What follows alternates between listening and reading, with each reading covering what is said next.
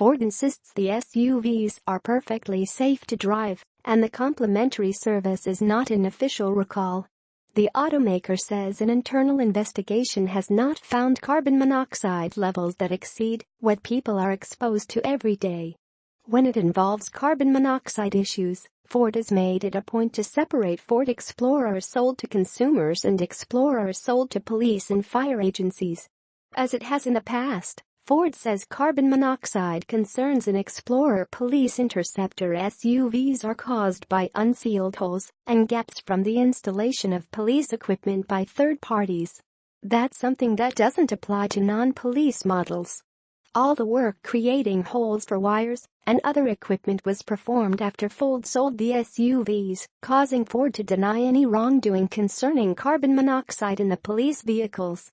But this didn't stop law enforcement officers from allegedly getting sick from carbon monoxide poisoning, and in some cases filing lawsuits blaming Ford for the problems. However, in July 2017, the automaker announced a special program where engineers would inspect and seal holes and gaps in Ford police interceptors across the country, including sedans and Explorer SUVs.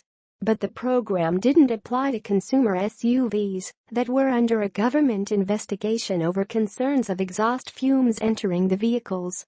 The National Highway Traffic Safety Administration, NHTSA, opened an investigation into 2011 to 2015 Ford Explorers after customer complaints about exhaust fumes inside the vehicles.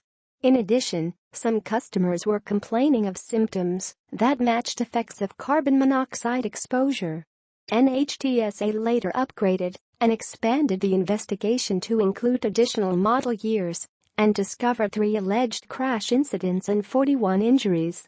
Ford sent safety regulators documents that showed the automaker received about 2,400 owner complaints, warranty claims and legal claims about the subject Explorers. Ford told NHTSA that previous technical service bulletins issued to dealers seemed to work because customer complaints decreased.